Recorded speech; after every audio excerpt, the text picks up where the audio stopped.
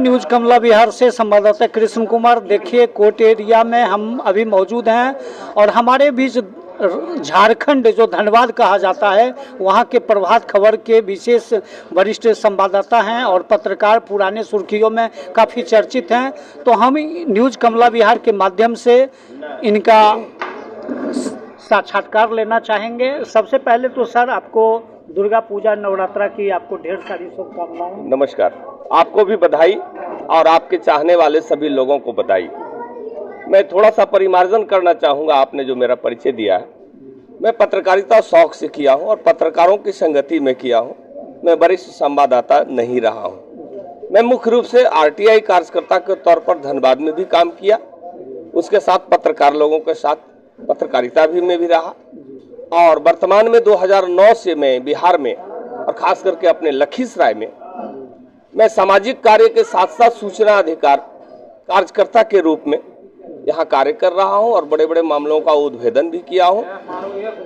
और सबसे ज़्यादा मेरी कोशिश होती है कि आम आदमी सूचना अधिकार को समझे क्योंकि सूचना का अधिकार को आमतौर पर लोग समझ नहीं पाते हैं। होता क्या है कि जो मुखिया जी और हमारे जो जनप्रतिनिधि हैं, पदाधिकारी हैं या समाज के और भी जो सफेद पोस्ट लोग हैं, इस अधिकार को दबाना चाहते हैं।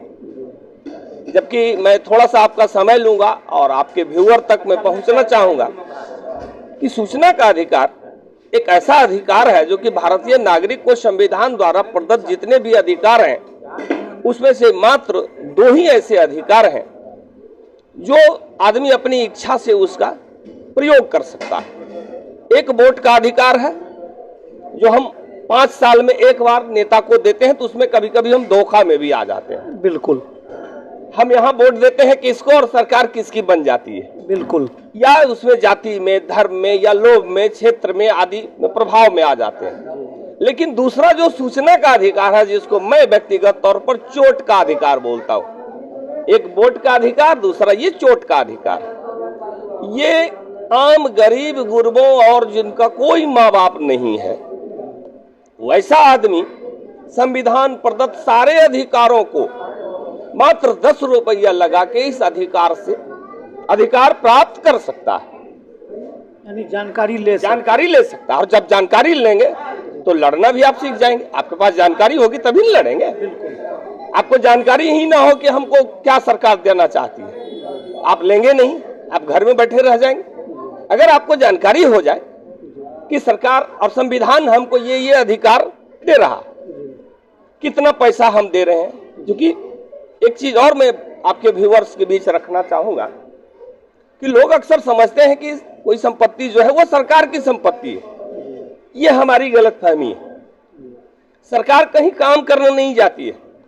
सरकार के पास जो भी धनराशि इकट्ठा होती है वह हमारे आपके द्वारा किए गए काम से अर्जित टैक्स, जिसको कि आप सरकार को देते हैं।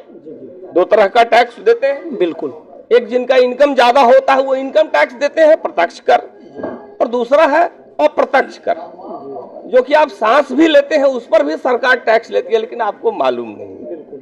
स्वच्छता का शेष लगता है, शिक्षा का शेष लगता है, आम आदमी नहीं जानता है। बिल्कुल, और ऐसे भी लगता है, आप गाड़ी चढ़ते हैं उसमें टैक्स देते हैं, होटल में यहाँ बैठे हैं, यहाँ खाना खाइएगा उसमें भी जीएसटी लगेगा, आपको टैक्स लगेगा। इस टैक्स से ही सरकार के पास पैसा इकट्ठा होता है। वो पैसा आपका ही नहीं, आपका बपौती संपत्ति है, आपके द्वारा अर्जित है। दूसरा चीज, हमारे देश का या राज्य का सबसे गरीब आदमी भी कम से कम 35 से 40 रुपया पर डे टैक्स देता है, लेकिन उसको ये मालूम नहीं है। वो कहता है कि सरकार की संपत्ति है, बड़े लोगों की संपत्ति है। नहीं, सरकार आप चला रहे हैं, आप कमा रहे हैं, आपके खून से ईंटा ढोते हैं, उस खून से जो पैसा लेते हैं आप कमा के, उस पैसे को बाजार में खर्च करते हैं, गाड़ी में खर्च करते हैं, दवा में खर्च करते हैं। उससे जो टैक्स जाता है उससे हमारी सरकार चलती है। और हमारे माननीय नेतागण जिनकी सफेद सफेद और अंदर दिल काला है, सफेद सफेद कुर्ते हैं, वो आपके पैसे से चमकता है। वो कमाने नहीं जाते हैं, वो भ्रष्टाचार और आदि को सपोर्ट करके पैसा कमाते हैं, आपका प्रतिनिधित्व नहीं करते हैं। इसलिए बंधुओं और खास करके पत्रकार बंधुओं, आपके से जो बुद्धिजीवी पत्रकार हैं, जागरूक पत्रकार हैं, उनसे भी मैं कहूंगा कि आम आदमी को जगाइए। आप प्रजातंत्र के चौथा स्तंभ हैं। आपको लोगों को जागरूक करना भी आपकी एक आवश्यक कार्य में से है।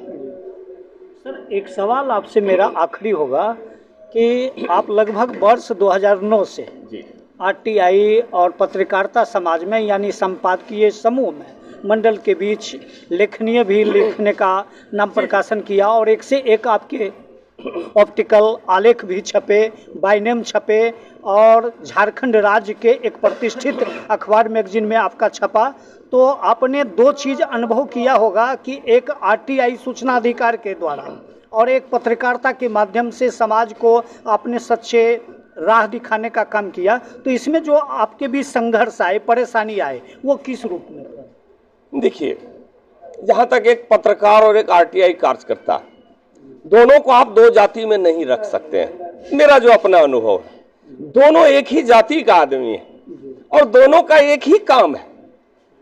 काम इतना है कि जो पत्रकार होते हैं वो किसी के अंडर होते हैं, प्रकाशन करना उनके हाथ का नहीं होता है। लेकिन जो आरटीआई कार्यकर्ता होता है वो लिखता भी खुद और छापता भी खुद है, वो स्वतंत्र होता है। लेकिन पत्रकार स्वतंत्र नहीं होते हैं, लेकिन दोनों का काम एक ही है। दोनों में बराबर रिस्क है। आप भी अगर न्यूज को, पत्रकारिता का क्या गुण है, जो देखा वो छापा, जो सुना वो छापा नहीं, जो देखा, जो मनन किया, सुनने के बाद भी आप जिस पर विश्लेषण करते हैं उसके बाद उसको आप पत्र में छापते हैं या न्यूज चलाते हैं। न्यूज में तो खैर आप वीडियो चलाते हैं तो उसमें जो आदमी जो बताता है उसको आप चलाते हैं। ये दोनों में रिस्क बराबर है। एक पत्रकार के लिए भी रिस्क उतना ही है, आरटीआई कार्यकर्ता में थोड़ा सा रिस्क ज्यादा है। क्योंकि पत्रकार एक समूह भी होता है, इसमें एक संगठन भी है, लेकिन आरटीआई वाला अक्सर मिलेगा आपको अकेला मिलेगा और वो पागलपन का काम है। उसमें फर्जी मुकदमे हमारे ऊपर अभी जो है 2-3 मुकदमे हुए हैं। इधर दिसंबर में फर्जी मुकदमा में हमारे लखीसराय के चर्चित नेता हैं, बड़े हैं, दबंग नेता हैं, उनके इशारे पर हमको जेल भेजा गया, फर्जी मुकदमा किया गया। मैं एक भ्रष्टाचार का उद्भेदन किया हूं, वो केस भी चल रहा है। मैं उसको हाईकोर्ट लेके गया, उस केस को भी हाईकोर्ट जो है उस पर बैन लगा दिया है, रोक लगा दिया है जब तक हाईकोर्ट में सुनवाई नहीं होगी। और इस तरह के मुकदमा होते रहता है। हम घर से निकलते हैं तो ये सोच के निकलते हैं हो सकता है कहीं पर पुलिस हमको अरेस्ट कर सकती है या कोई माफिया हमला कर सकता है, कोई गोली भी मार सकता है। जब सूचना अधिकार कार्यकर्ता का काम आप करने चले हैं तो इससे अपने को आप जो है कफन हाथ में लेके चलिए। और समाज का कोई भी आदमी जो समाज के लिए जिया, जो सत्ता के लिए नहीं जिया, वो कफन अपने जेब में लेकर के ही चले हैं। चाहे वो चंद्रशेखर आजाद हो, चाहे बटुकेश्वर दत्त हो, चाहे वीर भगत सिंह हो या सुभाष चंद्र बोस हो, सारे लोग। और आज भी चाहे वो सामाजिक कार्यकर्ता हो, पत्रकार सबसे पहले सामाजिक कार्यकर्ता होता है, उसके बाद वो पत्रकार होता है। इसलिए पत्रकारिता में और आरटीआई में बहुत ज्यादा का अंतर नहीं है। अगर आप दोनों का वसूल निभाएंगे तो दोनों एक ही चीज है। अंतर इतना है कि एक छापता कोई और है, आप लिखते हैं, वहां थोड़ा सा आपकी भाषा को बदल सकता है। सूचना अधिकार में ऐसा नहीं। लेकिन कोई भी काम को कीजिए तो मेरा अपना अन्य लोगों से, आपका जो व्यूअर्स जो सुन रहे होंगे, उनसे मेरा एक निवेदन होगा कि सूचना अधिकार और आरटीआई, ये पत्रकारिता व्यवसाय नहीं हो सकता। ये सबसे पहला सामाजिक सेवा है, इसको इसी रूप में लें और इनके द्वारा जो आपको अच्छाई दिखाई जा रही है उसको देखें। अगर कुछ इसमें बुराइयां हैं तो उसको नजरअंदाज कर दें, क्योंकि आपके लिए वो अपना जीवन, तन मन धन सब कुछ न्यौछावर करके आपके लिए चल रहे हैं। सर, आपसे बातचीत करने के बाद ऐसा लग रहा है कि लखीसराय में जो हमारे शहीद स्वर्गीय अभय देव जी जो पत्रकार थे, जी जी, उनकी सच्ची श्रद्धांजलि शायद अर्पित की जा रही है। बहुत सारे पत्रकार लखीसराय में हैं, लेकिन जो अभयदेव जी की जो भाषा मैं देखता था वो भाषा आपसे आज मैं सुनता हूँ। इसके लिए मैं आपको आपका आभार मैं करूंगा। आपने अगर इस समझा, अभयदेव जी बहुत बड़ी शख्सियत थे और उनकी परछाई भी हमको अगर आपने समझा, इसके लिए मैं आपको आभार व्यक्त करूंगा कि आपने हमें इस लायक समझा।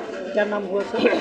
मेरा नाम टुनटुन प्रसाद सिंह है, घर मेरा लोदिया है, सदर प्रखंड में। अभी किस पद पर हैं? मैं किसी पद पर नहीं हूं, मैं समाज सेवा के लिए पूरा समय इसी में देता हूं।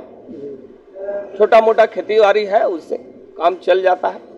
चलिए, तो हम बातें करवा रहे थे न्यूज कमला बिहार के साक्षात्कार में लखीसराय सदर थाना क्षेत्र के लोदिया निवासी टुनटुन प्रसाद सिंह यानी टीपी सिंह इनका नाम हुआ, और ये झारखंड के धनबाद में एक वरिष्ठ प्रभात खबर में विशेष संवाददाता भी हैं और आरटीआई कार्यकर्ता हैं। इन्होंने अपने संबोधन के तौर पर समाज को जो आईना दिखाने का काम आरटीआई कार्यकर्ता, जहां अधिकार और संविधान प्रदत्त की बातें होती है और जो पत्रकारों के द्वारा आईना दिखाने का काम किया जाता है, उन सारे बिंदुओं पर इन्होंने जो बात की, इससे एक साफ तौर पर यह स्पष्ट झलकता या नजर आया कि लखीसराय जिले में अगर पत्रकारिता के कोई हैसियत थे तो स्वर्गीय अभयदेव सिंह की सच्ची श्रद्धांजलि इन्होंने देने का काम किया, और उनके मार्गों पर इनकी पत्रकारिता और आरटीआई जो है वो